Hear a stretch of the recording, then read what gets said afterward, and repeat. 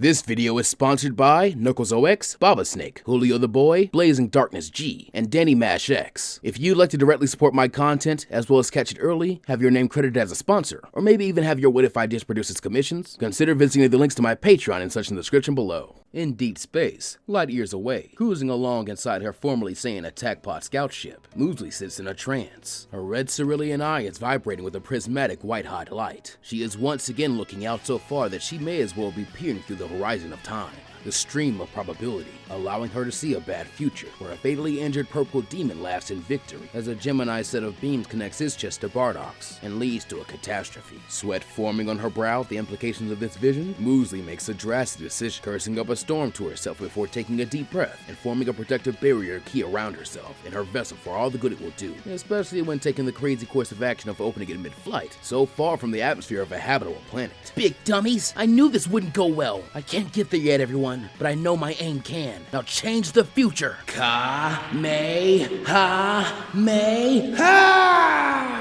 As she fires the signature blast of her family, fueled by a refusal to let them die, she loses the stamina to keep herself perched outside of her attack pod, flopping back into it exhausted, and even lightly smoking due to the friction that burned at her skin and clothing, the effort having taken enough out of her as to actually see her accept entering the ship's intended cryo-sleep suspended animation, fading out of consciousness as the pod fills with steam, while she watches her beam sail off into the distance, hurtling towards a destination it won't reach for days, if at all, and if by chance it does, it will be the exact second it is needed most, since Musli's last thought was for her attack to hit the right target. At the same time, we pick back up where we left our story. The sons of Bardock and Nail are openly speeding their way towards Guru's spire at the suggestion of their young Namekian guide, away from the overwhelming might of Turles, more so than Vegeta. Of course, actually shaking the evil Bardock lookalike was too good to be true, and before long, the group of youthful Earth-raised fighters would feel his ki rising and closing in and increased speeds once again. Always one to engage in a battle of wits, Raditz takes command as the oldest, making the call that he and Kakarot stay back to negotiate, or distract their uncle and the prince. Thinking back, when he originally came to Earth, Turles was talking about recruiting them, and they're at least Saiyans, so it's possible if they grovel really well can buy at least a little bit of time. And if it's not one-on-one, then they can definitely gang up on Vegeta. So the game plan this time is to take advantage of the enemy's Saiyan pride. With no real time to argue about this hopefully cunning strategy, Granola agrees to take Nail, more than doubling his speed by flying with all he has the rest of the way, his eyes already giving him a clear view of the destination on the horizon Nail has been pointing to. While coming to a sudden stop and waiting despite their instincts screaming to keep running, Goku and Raditz anticipate the moment their uncle catches up to them so intensely that they witness an afterimage of him barreling towards them, just before the actual Saiyan skids to a shining halt in front of them, on his own 2 footholds in the Namekian sky. Curiosity and excitement still etched in his slightly watery eyes from the solar flare he'd been treated to. Going somewhere, boys? You look like you're on a mission.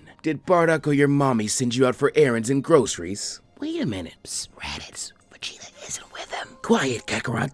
Of course you caught up, Uncle. But where's the prince? Did we hurt his eyes still a bit too badly? We're just out looking for Namekian villages to raid for their Dragon Balls, obviously. Oh, is that so? Then why don't you two come with me? I'm doing the same, and I think it's far past the time we had a little heart-to-heart as family. Don't you, boys? The ki blast forming in the Dark Saiyan's hands suggested this was far more of a demand than a suggestion, and knowing the two of them cannot beat him, Raditz tells Kakarot to come along, and not waste time with any of that soft-hearted goody two-shoes crap. Leering slightly at his easy triumph, Turles next questions if the boys have any leads on villages, and getting a bright, sneaky idea, Raditz nods that actually he does, pulling out the dragon radar his dad had left in his possession before going off with Granola, as he had after all entrusted the ball hunt portion of the mission to them from here on out, and so showing Turles on the device the 5 assembled balls, while carefully putting his thumb over the nearest dot in the direction Granola and Nail had been going in, he ambitiously endeavors to try fooling his Uncle Turles. Fortunately, this conspicuous grouping actually works in their favor, as figuring that Bardock's brats would be more likely than Frieza to have assembled several balls in one place due to the advantage of that gadget, Turles concludes that this must be their stash and orders the boys to lead the way. Catching this assumption, Goku and Raditz go along with the lie, guiding Turles back the way they came in hopes he will buy Granola and Nail the necessary time, all the while drawing nearer and nearer to a nightmare beyond their wildest comprehension, a nightmare that Bardock and Gas are currently enmeshed in,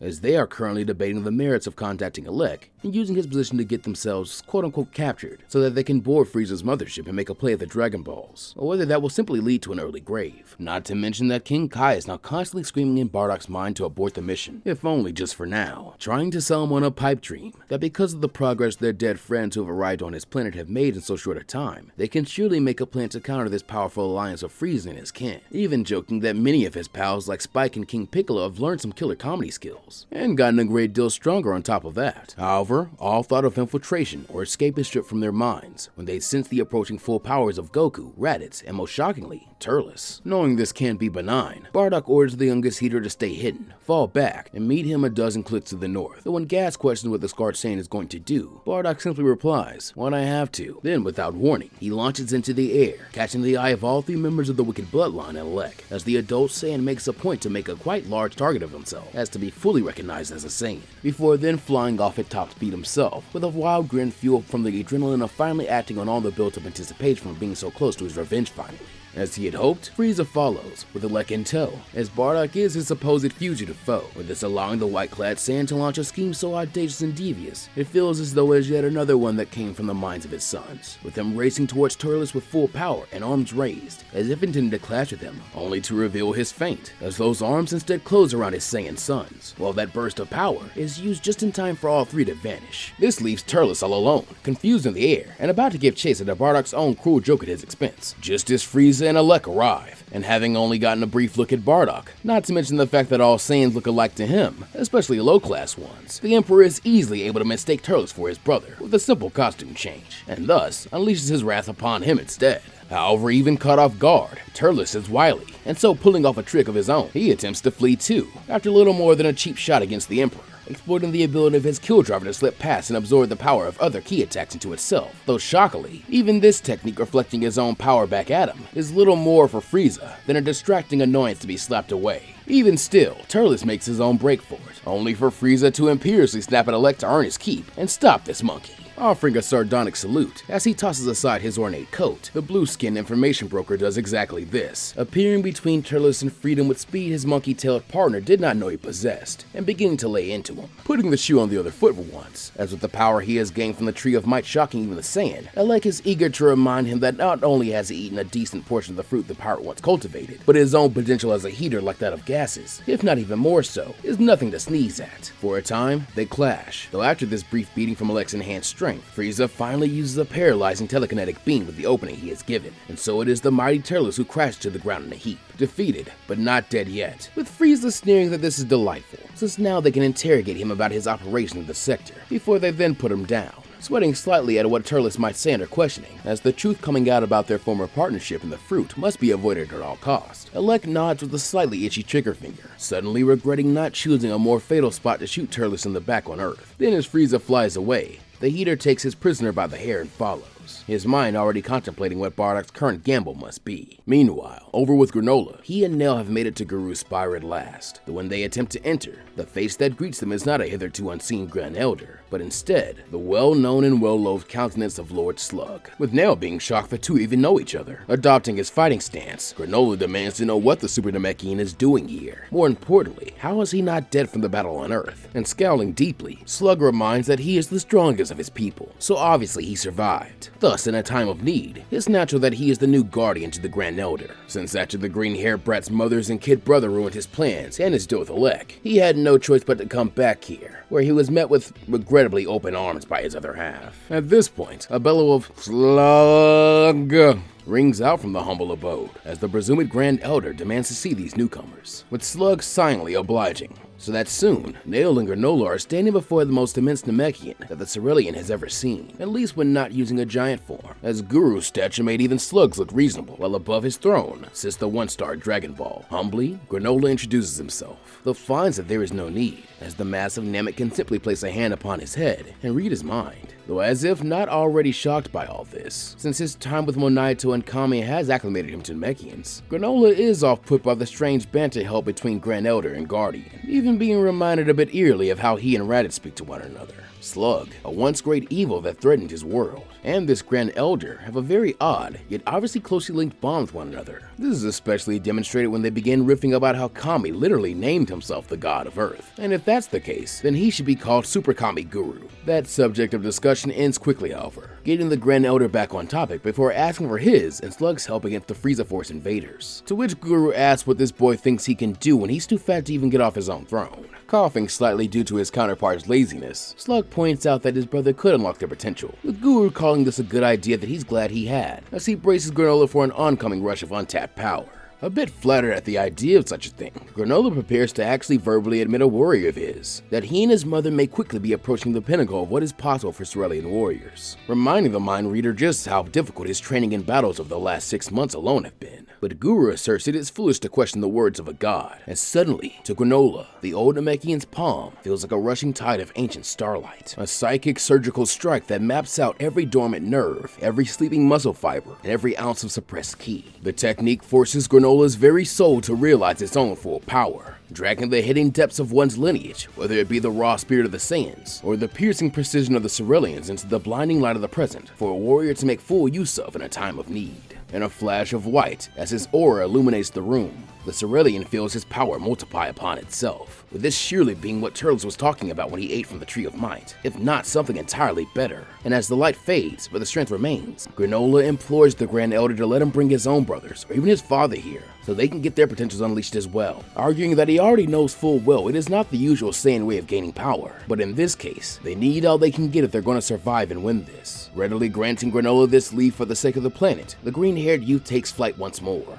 marveling at the speed he has gained, though unbeknownst to him, he is not the only one, as having tailed this Cerulean boy here, and watched him get his potential unleashed through the window of Guru's home. Vegeta now slinks away, intent on meeting back up with Turles, and informing him of the Dragon Ball, and the power that is theirs for the taking. As this is happening, Bardock is in the midst of lecturing his other sons about the stupidity of their plan. Now he's confused how he let them go out to fight Doria, and they somehow immediately found their uncle. While waiting for Gas to rendezvous with them, he hears their story and attempts to fool Turles with their antique pocket watch. Though when he, Raditz, and Kakarot all sense the spike in Granola's familiar power, they drop the bickering and take flight at once, with the trio estimating that his power level must be somewhere in the vicinity of 70, maybe 80,000. Thanks to this, and Granola's enhanced flight speed, it does not take them long to meet up. With the three Saiyans, the potential unlocks Cerulean, and their heater comrade all converging on one of Namek's many vast oceans, and Bardock expressing relief that they're all safe. Though not having gotten all the parental soldering out of his system yet, he does firmly order them all to keep their power suppressed, since they don't want Frieza or his family catching with them again, a claim that earns something other than his usual crash-out scowl from Gas, as he gives the scarred Saiyan a "you're one to talk" look that causes all three boys to begin snickering under their breath. Meanwhile, someone who is not laughing is Turles, as when he comes to a little while later, it is hunched against the wall of a small makeshift prison cell to the sound of Lek's annoying whistling, as he titters that he's glad Turles wasn't hurt badly enough to require a healing pod, since he made sure to remind Frieza of that nasty little Zenkai trick of the Saiyans. As his eyes bore holes through the heater, the dark reflection of Bardock sternly demands to know what Lek wants now. Though still as breezy as ever, the blue-skinned alien replies that he wants what he's always wanted, to help Turles. Spitting out a mouthful of blood, the Saiyan retorts that it certainly didn't feel that way when he shot him through the back, but started scheming with his brother. Yeah, he knows all about that, and it'd be a real shame if that came out under torture, wouldn't it? While a lesser man might have raged or tried to deny it, Lek simply breaks out in a grin, as he states that Turles always was his favorite business partner. Very well, perhaps he can prove his sincerity another way. First off, by saying that Lord Cooler says hello, or maybe by mentioning that presently, Frieza's 5 Dragon Balls are stored in the viewing room about 10 doors to the left, whereas the Cold family are meeting in the war room 3 doors to the right. Now what Turles decides to do with that information is his own choice, though he's sure he'll figure something out, since he's always been resourceful. With this, Alex saunters off to see about a refreshment, and maybe a dry cleaner, since he got blue grass stains on his coat. Though unluckily for him, at least by appearances, he won't receive either, as less than a minute later, the warship goes into red alert, as the prisoner is loose, having somehow gotten a key to his cuffs manifested out of nowhere. Trusting that Alex's intel is genuine, if he's being sweet enough to free him after their little breakup on Earth, since the unctuous broker is nothing if not knowledgeable and prideful in being right, Turles takes off on a run, blasting any Frieza, Cooler, or Cold Force stooge who gets in his way. Since even injured, he is more than a match for them and proceeds virtually unimpeded, so that before he knows it, he is in the viewing room, staring at the 5 orange orbs, each the size of his head, just as his old partner said. Knowing precisely what to do, the rogue Saiyan lets loose one more blast of ki, this time to melt a hole in the viewing window of the mothership, before lobbing the Dragon Balls through it and taking off himself so that 6 streaks soar through the air and away from the ship and the Frieza Force before anyone can stop him. By staying with the balls across the arc of his throw, Turles is able to keep track of them when they land, and by his good fortune, he finds himself in the direction he'd been planning to head next anyway, as while Raditz may have shielded Guru's Dragon Ball from his sight, Turles had been quick-witted enough to spot the other ball not clustered among the others, since obviously, the little brat was trying to bullshit a space bullshitter with his lie about the pocket watch. As it turns out, this is Elder Sinnoh's village, with things going about as badly for them as when Vegeta slaughtered them in canon. And speaking of the prince, as Turles begins hiding his now 6 Dragon Balls within the lake by the ruined village, the boy makes himself known, with the revelation that he knows where the final Dragon Ball is, along with an easy power boost, so they're close to being able to make their wish. And so it is that fate converges at Guru's spire. Though fortunately, the heroic Saiyans and their allies have a head start, meaning they are first to arrive. Though originally, the 2 Saiyan boys aren't certain they want to get stronger in such an easy way, Goku more so than Raditz. They also realize they are facing their biggest threats to date by far, one after another even, and therefore should use whatever is available to them in order to survive and endure as they were taught, with Guru immediately still agreeing to unlock at least Goku and Raditz's potentials, though expressing caution over doing so with gas due to the turmoil and latent evil dwelling in his heart, since due to being about a decade or more younger, he is able to do these extra tasks without dying and leaving inert Dragon Balls. But this also means he is not foolish or senile enough to hand out this boon so easily. However, before Bardock can argue for the case of gas, or check if this ruling applies to himself as well, as the little heater begins to visibly fume and mirage the air, Vegeta and Turles arrive on the scene, a spark of fighting intention hitting Slug and the darker-skinned Saiyan, with the 2 former space pirate captains sharing matching glares, as they always said one day they'd come to blows, while at the same time, recognizing that the prince must have tailed him in order to find this location. Granola and Vegeta prepared to do the same, though today is not the day to settle either grudge, as Bardock is quick to fly between them and growl that wasting their efforts fighting each other any further now would be stupidity bordering on suicide, since they're not just dealing with Frieza, they've got the whole goddamn Cold family to deal with, so for now, any enemy of those 3 is their friend. Grumbling throatily, Slug mumbles something mutinous, but does not protest. At the same time, Turles smirks that his brother is truly starting to sound like a soft-hearted earthling, even though he pulled that little switcheroo trick on him earlier, which he's definitely going to get payback for, by the way. Though very well, if he wants to be friends, he can start by handing over that last Dragon Ball, so that he and Vegeta can attain immortality, as well as one of the old fat green man's power boosts for each of them while they're being generous, since then, they'll be in a perfect position to deal with the wicked bloodline on their own, and the do-gooders can all just rest easy and hide away with the cowardly Slugs. Jaw setting, Bardock barks that there's a fat chance of that happening, though speaking over him, Guru replies that they should make their decisions fast, since right now, he senses 8 sources of ki far more evil than any present descending through the atmosphere, and he'd rather not see any more dead children, so if they're unlocking any more potentials, then he needs to do it now. At once, all who are able to scan for the energies the Grand Elder had mentioned already noticing with his attuned Namekian senses, causing a growing dread, with Bardock and Turles instantly recognizing them, as their stomachs sink and their eyes meet. The Ginyu Force and Cooler's Armored Squadron. Recognizing the dire situation they have found themselves in, the Sons of Cognac do make the odious decision to team up, as Vegeta would so readily yet begrudgingly do in canon. However, this does not mean that Bardock doesn't see the Grand Elder's point of view, having once spoken with Kami about the risks of such things. It would likely be extremely unwise, if not just really stupid, to unlock the potential of untrustworthy warriors, who could just as easily turn around and take over the planet they originally claimed themselves here to protect. Kakarot, Granola, and even Raditz, just barely thankfully, are a safe bet, more pure of heart if you will. They all got pulled away from the harsher and surprisingly less civilized battles in space growing up on Earth all this time, so he's sure they can be trusted with the great responsibility associated with the Elder's great boon of power. In fact, if he's being honest, going without a free power-up with the enemy they're facing is just making his Saiyan blood boil all the stronger and hotter, like he's feeling a true Saiyan pride for the first time in a long time, a claim which makes Turles and Vegeta balk as they can't help but agree, even if they won't admit it, while Gas fumes even harder at being denied something that will further Alex's ambitions. All Bardock asks further the Elder and his guardian is that they entrust the one-star Dragon Ball and the hopes of this planet over to him, as if his brother has the other 6, they can end this nightmare now. They'll bring back Kami and King Piccolo, reviving the Earth's dragons fully, allowing them to be able to undo the damage done to their planet. At this declaration, Guru mentions that the 2 halves of the child of Kataz could possibly change the tides of fate even further, while Slug gives an aloof scoff, as he states that from personal experience, they are probably just as qualified, if not more than anyone else, but he's definitely not placing his bets on those wimpy Namekians who ran to Earth during the Cataclysm. Nodding sagely, Guru allows this, having Slug entrust the ball to the scarred Saiyan, and with it, the last hopes of both their people, with the solemnity of this not being lost on Bardock, as he, his sons, his brother, Gas, and the Prince of all Saiyans fly off as one, towards the lake where Turles hit the other balls. Some members of the party more upset than others that Guru's boost wasn't handed out freely to all without question, though that slight on their individual pride is quickly healed by the possibility of seeing an eternal dragon and having their wishes granted for better or worse. Thanks to the sheer number of fighters, they're able to address the great orbs relatively quickly, though not quickly enough it seems, as just when they lay the final ball out in the shoreline in preparation for their wish, 8 pairs of feet land behind them, as the croaky voice of Captain Ginyu thanks the rebels for recovering and gathering all of Lord Frieza's possessions, while Salsa's thick space French accent cuts in to correct that those balls ought to belong to Monsieur Kula, earning glares from the remaining Ginyus, which the Armored Squadron answer in kind. For a moment, it seems that luck is on the hero's side, and the two rival elite factions will fight each other to fight them and attain glory. But sadly, Ginyu is too much of a professional for such things, simply focusing on the task at hand, and telling Goro to retrieve the balls while he does his dance of accepting alliances for the good of the Empire, with that being the end of it, quite literally, as one second, the balls are in front of the Saiyan Heater Cerulean Alliance, with Bardock and Turles even moving to destroy them without hesitation, at least if it means preventing something as terrifying as an immortal Frieza.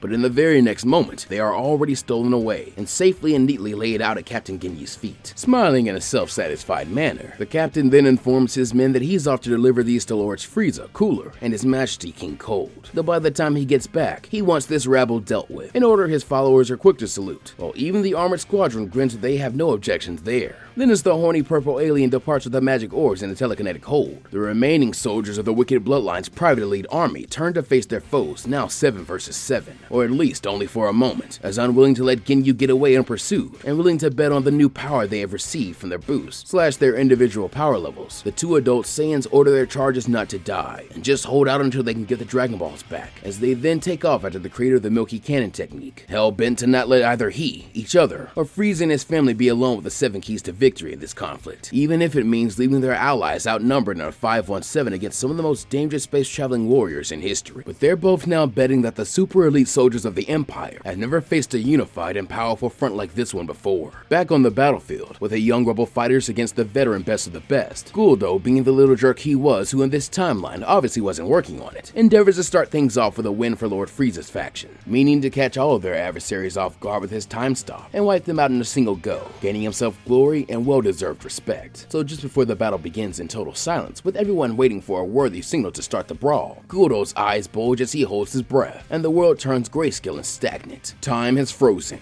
He waddles towards his first choice of victim, the boy with bright green hair and a shade not too far from Guldo's own skin tone. Granola. Guldo begins eagerly tearing up a large Namekian stone from the ground and shaving it away into a spear with telekinesis to drive through the Turlesian's heart. But as he moves, he notices something impossible, something that freezes him in his tracks, and elicits a gasp, releasing the air in his lungs and resuming the flow of time. Granola's bright red right eye was seemingly twitching and tracking the four-eyed alien's movements, not even appearing to be surprised that he has moved so far so quickly, as the child of Musli and Flake coolly confirms that he indeed can see him in a very unimpressed tone, as if insulted that this is the first test of his new power, while the others begin to take on tougher opponents. Still, his eyes are sharp enough to see that that technique is dangerous. In a hasty attempt to employ his psycho escape evasive maneuver and reposition himself, the lime green Ginyu Force member tries to calm down and freezes time again, before once more attempting his psychic rock throw, but the result is the same, Granola taking no damage, as this time, even with a sneakier and harder to read line of attack, and very little time to react, Granola merely sidesteps the attack with time to spare, causing Guldo's panic to grow further, as little does he know, but the unleashing of the boy's potential has pushed the Cerulean survival sensory perception and spatial awareness into a different dimension and league entirely. In reality, he isn't truly seeing through the time stop, more like witnessing different frames or portions of Guldo's moves before he completes them, more so out-rendering or out-processing Guldo in terms of their ability to take in and react to the tides of a fight. Even when using his special ability, the result is that Guldo is so impressed and terrified by this feat of visual prowess and power that his lungs begin to hitch, each deep breath becoming more and more shallow, just like his time stops, as Granola is essentially beginning to hunt the little jerk through time itself. Even Guro's attempts to target someone else are unsuccessful, as Granola has locked onto him, so that by the time the four-eyed elite sets his sights on trying to take out Goku and Raditz instead, he had already walked into the Crane Skull fighter's trap. As while Guro can stop time and hide as much as he wants, that ultimately won't matter if Granola simply predicts where he will be when time resumes, and ensures that a lethal ki blast will be there to meet him and blow his head off, taking down the first, and arguably one of the most dangerous Ginyu Force members in what feels like an instant, evening the odds a bit more by making the fight a 5v6. Guro's headless frame slumps into the dust, his invincible gimmick undone by a gaze that sees through the gaps of time itself, just as Granola sets to looking for his next target. While the Ginyus would react to the quick loss of Guro as they would in canon, with a bit too much derision. Salza and the Armored Squadron show a tad more urgency, with the Blue Brinchin being aware of Guro's ability, of course due to Lord Cooler's rivalry with his brother, and thus he immediately understands the danger these fighters must present, with there literally not being time for a tactical rethink if foes of their masters have grown this powerful and unruly. As a result, he orders Dure and Naze to engage at full force, and not let any of these brats enjoy another breath. The green brute and lanky brown alien making a rush for them, only for Dure to be cut off by an excitable Goku, who has been reared to test his new power and techniques, minding advice that King Piccolo and Master Roshi once gave him about how to fight the stupid ones when taking on henchmen, while Granola quickly settles on taking down Naze next, Flicker stepping into the range of the weird-powered alien on his own terms and squaring up with him. Striking his special pose, Naze uses the speed he has so much pride in like Birder to build up static suddenly and leave his hands crackling with tens of thousands of volts of pink electricity, before he then launches his unique binding wave ki blast at the Cerulean, with the threat that it will paralyze and fry him. As the younger fighter fails to avoid it, at least by first appearances, he is shocked painfully and left stunned, allowing Naze free reign and an opening to wind up for a fully charged attack to finish the heterochromatic fighter off. The moment he does though, Granola stops acting, instead escaping the trapping technique perfectly by using his sight to find the weakest point of it, and then tearing a hole in it to leap out in a counterattack. However, even though the crane kick he attempts afterwards is powerful enough to behead the Armored Squadron member like Guro was moments before, the most accurate fighter on the battlefield whiffs his strike, as Naze successfully surprises Granola with his even more unique ability to retract his head into his torso like a turtle with lightning speed. Though when the cocky cooler henchman tries to repeat the same trick with nothing more than an amp in power, the teenage Cerulean abuses the lack of creativity by repeating his own as well and giving the freak a taste of both, once again passing through a gap in the lightning attack no wider than a needle this time. The blue and red-eyed fighter closes the distance in a blur and goes for another shot at kicking Naze's head off to the same result, only this time with simply a feint, as now with his target's head and torso all packaged into one, the sniper has a once-in-a-lifetime opportunity, and so begins furiously driving two-finger vital strikes directly into the numerous weak points in Naze's now overstuffed solar plexus. This time, not only do all the attacks strike critical points for maximum effect with perfect accuracy, but they also cause the soldier's own electricity to backfire, surging inward and shifting in color from pink to a precise shade of teal as it falls under the control of Granola's ki, causing Naze's head to extend back out to release a final desperate cry of pain. With a choked gas, he's left smoking, blank-eyed, and drooling at the mouth. The Armored Squadron's technician collapses, his nervous system fried by his own power. Make that 5 versus 5. Naze, you incompetent reptile! Dure, quit playing with the small one, and you'll get used. If you don't start taking this seriously, Lord Cooler and his family will have all our heads. Leading by example, the space Frenchman ignites his Salza blade, a shimmering violet rapier of energy, and then lunges at Gas with the practiced elegance of a master Brinchin fencer. However, due to the power of this tiny target and his own expertise, the result is not an easy time cutting down the heater, but instead more unexpected resistance, as Gas doesn't emit a weapon from his energy to clash with. He manifests it, conjuring through magic materialization a buckler shield to parry the blow, with the smooth motion and clash of energy hitting physical matter throwing Salza's posture a bit off, as the clang from the collision rings out like a blacksmith's hammer. Of course, Cooler's second in command is far from being a simpleton or one-trick pony, as seeing Gas's superior defense, he next tests his speed, finding that his key swordplay and sleight of hand are indeed quicker, letting him begin pushing back, nicking, vexing, and taunting Gas once he has adjusted to his simple parlor trick. The annoyance of the situation, and still thinking about Guru's earlier refusal to give him a power boost, however, causes Gas's aura and anger to continue flaring, despite it not being originally for the target before him. As with every blow it takes struggling against a single swordsman, while the others are moving ahead, the angrier he gets, to the point he considers removing his crown of bones and unleashing his full power, until Raditz angrily and unknowingly pleads for him not to, as the last time he did so, they all got hurt worse calming him down than the actual battle he took it off for. Scoffing at this, but agreeing to save his last resort until he can afford nothing else, Gas instead decides to employ a simple weapon switch and establish himself himself as Salza's clear better when it came to unlimited blade works. So as the Brinchin goes for a strike to cut the heater in half down the middle, Gas instead dissolves his shield and allows himself to be slammed with Salza's blade, which gives first blood. However, knowing a blade can only cut when it's pulled, Gas uses the motion against Salza to spin with the added force of his attack, manifesting a spiked mace in his offhand and throwing all that force directly back into the Armored Squadron lieutenant's face, which sends Salza flying back with heavy battle damage. Though somehow, much to Gas's great shame, still alive and able to begin evading him whilst afraid of another blow like that, leaving Gas struggling with both his opponent and the urge to snap and finally go berserk after so long. High above the battles of the others, Raditz and Vegeta have somehow found themselves paired off with the clownish duo of Jace and Bardock, who upon better recognizing the opposing duo, laugh further at their fortune to get to bully the prince of a handful of monkeys, as well as that one lame Saiyan with less power and potential than a Cyberman one final time before they killed him. The comments irking both young Saiyans and former comrades, as like it or not, it attacks from their pride aside, but know they will need to fight wisely against these two, whose joined force is lauded as a legendary tag team with many dangerous combination attacks, as the Red Brinchin and his Blue Serpentine best buddy begin to dart around them, taunting and looking for openings to exploit or weaknesses to trample, though even without proper openings, their pot shots and flank attacks pack a heavy enough wall to harm them both. Thus, Raditz and Vegeta shift to hover back to back. They obviously won't have perfect teamwork in the emotional sense, but for a short battle, they can certainly have it in the cold, calculated sense of two predators who know the same playbook,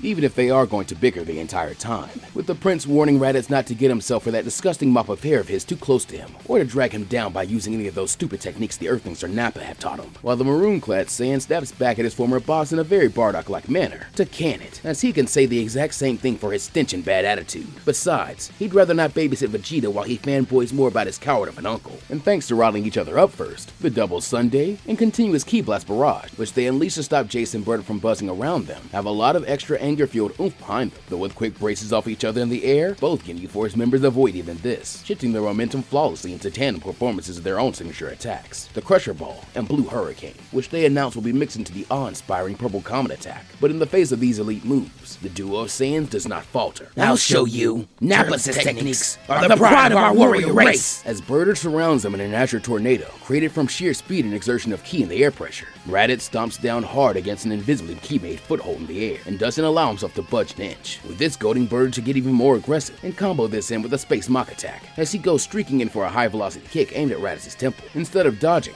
Raditz, remembering Nappa's lessons on physical dominance and enhancing one's defenses with their energy, simply tilts his head a tad. The boot then shatters against his jaw with a sickening thud, while the results of the blow are akin to snapping disposable chopsticks in a paper bag. But Raditz still doesn't budge, even as his face is slightly busted open. He grins, and once again thanks the Grand Elder for the very much needed boost actually, while Bardock begins to shriek in pain, as the agony of recoil finally catches up with him, and he sees Raditz's smug expression as if to say that Grandpa Gohan hits harder than that, before the wild-haired Saiyan finally moves, employing Nappa's arm breaker technique on Bardock's uninjured leg to shatter it and his mobility entirely. While Raditz has his fun standing tall against Bardock, Vegeta indeed moves with the cold efficiency he's admired in his former subordinate's uncle, as Jace prepares a Crusher Ball to exploit the lack of a frontal assault, as well as Raditz's vulnerability in this moment to help Bardock. Vegeta, though, even certain he could stand the blow, isn't there to be hit. He uses a high-speed burst of movement to appear directly behind Jace, mimicking Turles' habit of exploiting blind spots, choosing to not risk being even grazed by a strong enough blast to kill, and possibly damage himself at this range, and so instead making a series of ring-shaped binds, as an homage to Turles' signature Ki Blast, using them to subdue the red magma, and begin painfully bending his arms back in ways they were never meant to be. Then, when catching sight of one another, and how they have made good on their earlier declarations, the two adolescent Saiyans decide to end things, and take a shot at one another in the process, with Raditz suddenly summoning the strength of Gunuzaru as he performs a dragon throw, strong enough to create its own localized tornado.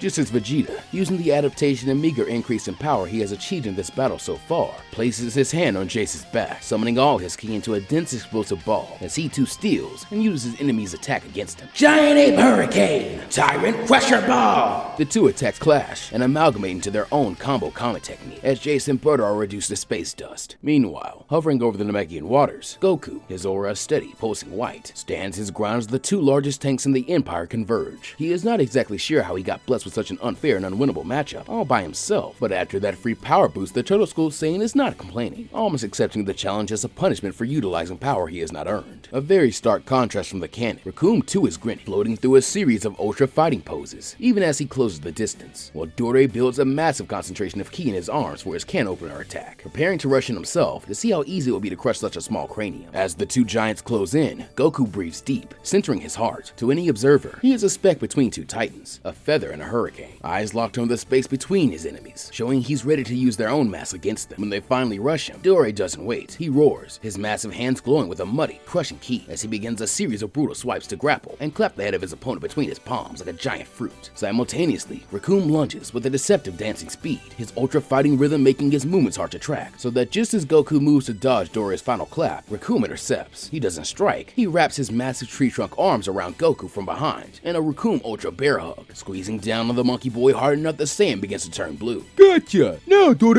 you can crack the little monkey's head wide open! As Goku feels the air forced to leave from his crushed lungs, but he doesn't panic. He feels the heat of Dore's can opener closing in. Instead of struggling against the grip, he flares the spirit of the Saiyans, turning his body into a pillar of rigid iron. He then lets out a sharp ki, headbutting backwards into Recoome's face, while flaring his ki with all he has. Thankfully, even though this counter is a bit desperate, Recoome flinches, his grip loosens for a fraction of a second, and Goku drops his weight, slipping through the giant's arms and flying away. But Dore already fully committed to the swing, and can't stop, his massive ki-charged palms slamming directly into either side of Recoome's head instead of Goku's, with his attack seeming a lot more effective as it causes a shockwave strong enough that it even staggers the green armored bruiser himself, with an opening now presenting itself that he'll not get again. Goku draws the power pole with lethal intent, infusing with power as he begins to hum with white ki. He doesn't just strike, he becomes a whirlwind, dancing with the power pole in a cacophony of blows that rain down on and punish both Dore and Recoome endlessly, until wanting a clean but dramatic finish. Kakarot, acting as his father would, orders the Nyoboy to extend while bridged between his attackers' heads, causing it to lengthen instantly and strike them like billiards balls, as Dore and Recoome's chins and necks snap up violently as the two huge brutes stagger back and begin to tumble extremely hard even for fighters their size. Goku exhales, spinning the pole back to its holster as Dore collapses and unable to fight ever again. But unfortunately, due to believing Recoome more a dancer than a fighter, Goku is shocked when the red-haired alien stomps a foot into the ground, still more than able to keep himself up, as he grins that the brat should have followed through and skewed him through the skull, as he's then able to yank the magic weapon away and rush the little warrior. And when reaching the smallest fighter on the battlefield again, Recoome sees no issue with meeting him with a volley of punches and kicks at full force, all of which the young Kakarot responds to with perfect technique and instinct. If only these were things the massive Frieza Force soldier respected, with hitting Recoome feeling more like smacking away endlessly at the most durable punching bag in the universe, rather than an opponent who will eventually yield. It would make the orange-haired menace a perfect training partner in another lifetime where he weren't evil. But here, the punching bag is slugging him back hard. Panicking, Goku tries to unleash a point-blank Kamehameha to finish things off. But Recoome's tankiness is even more impressive than Nappa, as so far, all the Saiyan has done is destroy clothes, a haircut, and a couple of teeth. As claiming it was his turn again, and suddenly pivoting on the planted leg, a brutal Recoome roundhouse lands directly in Kakarot's neck with a sickening snapping crunch, leaving the youngest hero crumpled on the ground in a twitching heap, the sound inside of which is enough to pull the attention of the other fighters present their way, even though they have just turned the tables to make this a 4-on-2 fight. The image of the hyperactive and invincible prodigy they call their little brother, crumpled and paralyzed as a psychological hammer blow to Raditz and Granola, who attempt to rush in to help, followed not far behind by Vegeta, only to be easily enough rebuffed and left in dire straits themselves after so much exertion of their own fights, and now taking the ultra fighting bomber. Recoome still stands over them all, his head remaining the highest, his armor largely gone, his hair a jagged mess, and his face a mask of blood and predatory glee, as he raises his boot above Goku's head to end his misery. But the celebrations of the Ginyu elite is cut short by a sonic boom that shakes the very bedrock of the coast. A streak of dark violet ki slams into Recoome's side with the force of a falling star. The giant is sent skip-belting across the water like a flat stone before crashing into a distant rock formation. Turles skids into the frame, his boots digging deep trenches into the Namekian sand.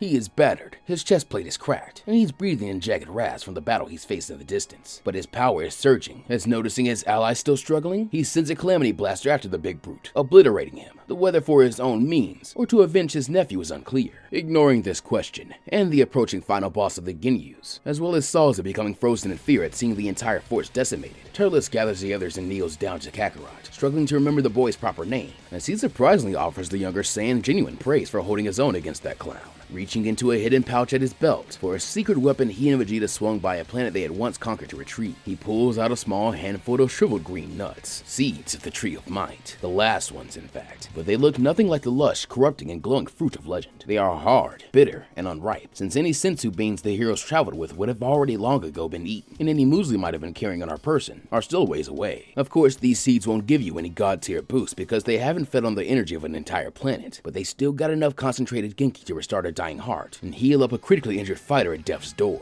So after tossing some to the others, he tells Kakarot the injured warriors to eat up, as he shoves one in the boy's mouth and crunches on the very last one himself. Goku's eyes snap open. A sharp, white-hot electrical current surges through his nervous system due to a Zenkai boost. The snap in his neck isn't instantly fully healed, but the Might Seed's raw nutritional density forces and helps his muscles to knit together stronger than ever before, through sheer biological stress. And because Goku is at death's door, and so soon after having his potential unlocked, the seed triggers the most violent Zenkai of his life. His power level spirals upwards, stabilizing at a level closer to where Bardock was when he originally fought Turles, while the dark-skinned Saiyan himself is too able to gain another boon from his Saiyan blood after taking on Elec with a Frieza assist, as well as Ginyu, and now this absolute nightmare. But then he arrives. It's Bardock, but he's wearing a scouter. His hands are on his hips, and his leg is kicked out in a flamboyant theatrical stance. The sight of these things alone is enough to already tip those who know the Saiyan well that something is very wrong here. Though altogether, and having faced a similar threat beforehand during the Dr. Wheelo incident, Goku, Granola, and Raditz get a horrible feeling of deja vu, as catching on to things Salza dashes over to form up with who he obviously perceives as an ally. Father, why are you posing like that? That's obviously not your dad, kid. Don't worry, he can't make full use of Bardock's power, but he's still dangerous. Ha ha ha! Change of plans, boys! Though it's obviously my duty to avenge my men and carry out Lord Frieza's orders, I must say, this body, it has such delicious hidden rhythm, and it'll be so much fun to use it to kill its own brood. Still wearing the skin of a man who has gotten so devastatingly close to dismantling the Frieza Force, Ginyu Bardock settles into a more comfortable fighting stance this time, having already learned from his initial clash with Turles that he won't be able to utilize that Kyle whatever thing the scarred Saiyan showed off that made his power level momentarily eclipse even that of his darker skinned counterpart, due to it being as the result of an actual technique and discipline. The Body Snatcher instead pulls on something more innate that Bardock's body has access to, the white trick rather than the red one, as his power level, which should only be about a quarter of Bardock's full might, even though that is more daunting than it would be in canon with Ginyu Goku, that power level grows even further beyond, as if manifesting a portion of the Yuzaru's strength for limited time, without actually transforming, thanks to a dense white-hot aura that explodes outward. It certainly isn't as dangerous as the Kaioken, and Ginyu definitely doesn't understand that he is only able to accomplish this feat because it is driven by pure, primal response, a parental protectiveness to the presence of danger to his sons, a response which has slowly been ingrained into his body over many brutal battles, in which he now turns on those the very power was meant to protect, dashing forward in a streak of light, so fast even the potential unlocked red eyes of Granola struggle to keep track. Ginyu Bardock attacks with a flurry of blows, as he delivers his strong jersey to all in range, punctuating each attack with a different fighting pose. The odd tempo of attacks not only catches everyone, including Turles, off guard, but also ensures that each subsequent blow in Ki is more intense than the last. Then when he has broken their guards, the captain unleashes a small explosive wave that pushes them all back, and into the range to be thrown out with the trash by his final Spirit Milky Cannon, ordering Salza to be ready to cut down anyone who tries to avoid his attack. However, just as the Brinchin and Body Snatcher make way for these attacks, they are interrupted by the actions of three individuals. The first obviously being Turles, who now that he is overall stronger than the power that this pale imitation of his soft-hearted brother can manage, is the first to go back on the attack with an apparent giddiness that he doesn't need to hold back, as he begins charging up his full strength to hit Bardock with an amazingly mighty impact. The second to act is Gas, as recognizing now is as good a time as any to see himself go berserk, and should he not do so, he will surely die here alongside the others, and then Elec, Oil, and Maki will be left defenseless, neither of which he can allow to happen. Thus, as he feels his power swelling and overwhelming his sanity, the mental anchor he tries to keep a hold on when his bone crown is not in place seems stronger than ever before suddenly, allowing Gas to maintain enough sense to use the amp and strength to materialize a massive metal shield, which successfully blocks the ridiculous force of Ginyu Bardock's blast, while the final person to act is none other than Bardock Ginyu himself, having finally caught up in the critically injured horny purple body of Ginyu, due to fighting a duo of Saiyans stronger than himself, on top of self-harm to make the body swap more debilitating on the powerful scarred Saiyan. However, without much hesitation, Bardock, like he would once perform against Turles, begins to draw on the last of the life force in Ginyu's former body for its dead man's gambit, once again ready to entrust his mission to his comrades, and yelling as much to them, as in the surprise, he is able to chop Salza painfully in the side, before blasting the Brinchin and Ginyu Bardock hard with the Massacre Breaker, leaving Ginyu as the final representative of Frieza's elite forces. Recognizing this, and the responsibility it entails, Ginyu Bardock doesn't waver, but instead rallies with his dance of enjoyment, shaking off the damage from the killing blow, and preparing to lunge again, if not for Gas this time striking him with a four-pronged lance formed of Ki, like Salza's blade before it, using it to pin each of the Saiyan's legs down, while the heater begins to sweat and snarl, with the strain of maintaining sanity, or whether or not he is meant to be killing Bardock. Though taking Bardock's encouragement as an acceptance of death, Turles surges forward to end his older sibling's original body with a charge attack, as Bardock, trapped in the dying body of Ginyu, closes his eyes, ready to pay the ultimate price for victory. The bad future that Musli saw has finally arrived, and thus, so has her intervention, just as the Namekian shoreline is turned into a powder keg, as gas is trembling under the weight of his own burgeoning power, perhaps even emotions he cannot explain. His key lance pinning the captain in place, just barely. Turles is mid-flight and strike, his fists a dark star from the mighty impact aimed at his brother's heart, with no plans of stopping, despite the fact that Ginyu has let slip the same subtle tell from last time, which suggests he's winding up for another body swap. The targets being either the dark-skinned Saiyan, Heater, or any of the younger fighters behind them, creating a target-rich environment, in which Ginyu's victory is assured. In the dirt next to him, a small multi-eyed Namekian frog hops towards the chaos, oblivious to the monsters clashing above it. Bardock's eyes track it for a split second. A plan forms, a desperate last resort trick, but his broken purple body won't respond in time. He's simply too slow, it won't fix enough, and besides, if he did live, Hine would kill him for involving a weak creature like that in a battle like this, even with the stakes so high. But it's at that moment he senses it, an energy he had not realized how well he had come to understand and recognize. One he knew just as well as the back of his hand, just like that of Gine's, because at that exact millisecond, the sky illuminates and splits. Musli's Kamehameha, refined into a needle-thin prismatic spear by its journey through the vacuum of space, re-expands and surges out at its target with intense precision, striking Ginyu Bardock's back and shoulder. In fact, to an outside observer, this should be the last target Musli would ever fire upon, but the impact doesn't really damage him. It isn't designed for that. Its purpose is to violently spin his torso free of gas's hold, distorting Ginyu's angle of attack. A blinding flash of violet and white light consumes the shoreline. Turles' killing blow whistles through empty air by mere inches, as the captain he was aiming at vanishes in the light. The change beam erupts from Ginyu Bardock's mouth, but instead of hitting the charging Turles or berserk gas, the trajectory is knocked 45 degrees to the side, straight at the broken, bleeding body of Ginyu Bardock, the very last possible target that Ginyu wanted to fire upon. The violet light then connects the two bodies. Bardock barely has time to look up as the soul stream watches over him and deposits him back where he belongs. As the light fades and the dust settles, the scarred and now once again broken Saiyan body, Bardock collapses to his knees, gasping for air and once again very near the door of death himself. He reaches up, touching the scar on his cheek, feeling the familiar weight of his own lungs and the familiar ache of his own body, angry with his reckless fighting. He's completely unsure of how she was able to, but the Saiyan does know for certain Musli just somehow saved their lives. Well, that was a mess. Are you back, or do I still need to put a hold through you just to be sure? Yeah, little brother, I'm thinking I'm back. Thanks. But if anyone starts posing again, I'm leaving this planet without you guys. While the scent of ozone from Musli's beam still hangs in the air, a shimmering trail that leads straight to a fireball descending a few minutes behind draws everyone's attention next, as it comes crashing from the upper atmosphere. It isn't a graceful landing. The scout ship's heat shields are glowing cherry red, screaming as they bite into the Namekian sand a few yards from the battle-scarred shoreline. The hatch then hisses open, venting a cloud of cryo steam that puts everyone on edge, as they still assume it may be yet another enforcer of the Empire. Instead, Musli stumbles out, looking like she's been through a war zone herself, her clothing scorched, and her eyes are bloodshot from the strain of her long-distance shot. But she too has arrived on planet Namek. She doesn't say a word at first. She just looks at the carnage, the dead Ginyus, the smoking craters, her runaway children fighting alongside villains who threaten their home, and finally, Bardock, bloody, broken, but undeniably alive, and himself. Which means they are all more than capable of taking a dressing down for their completely stupid and idiotic plan, stating just how many years they've probably taken off her, Gine, and Grandpa Gohan's lives worrying about them. Though even so, she can't help but grumble in her own tsundere manner that she's exceedingly happy they're all okay, and even very proud of them. But maybe next time just listen to what I say, moron. If I ever have to aim across a galaxy to wipe your ass again, I'm gonna kill you myself. And stop getting your damn body taken over and brainwashed.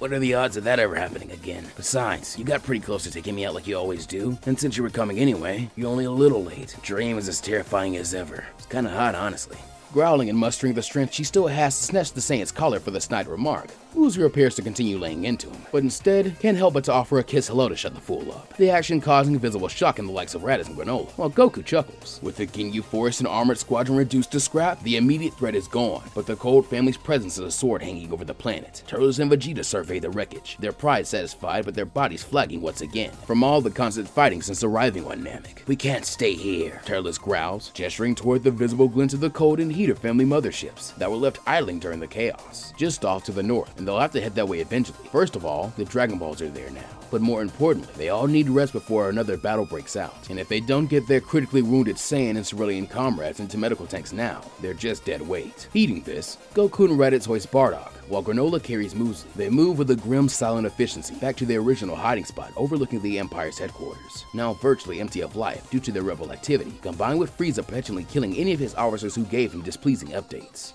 Thankfully, it appears at the moment the Cold family and Elec are not present, with Oil and Maki guarding the orbs, boarding the earlier damaged ship of Frieza, as it is the easiest to sneak into, and slinging the 2 critically injured elders into the onboard medical machines, where they are suspended in green fluid. Goku, Raditz, Granola, Vegeta, and Turles then begin preparing for the next stages of their plan, resting, changing out their damaged gear for spare Frieza Force armor on the ship, and making a stratagem of what to do next, while Gas prepares to approach his siblings in this moment of freedom to see where Elec's plans are currently. But that's where we'll be ending this story off for right now.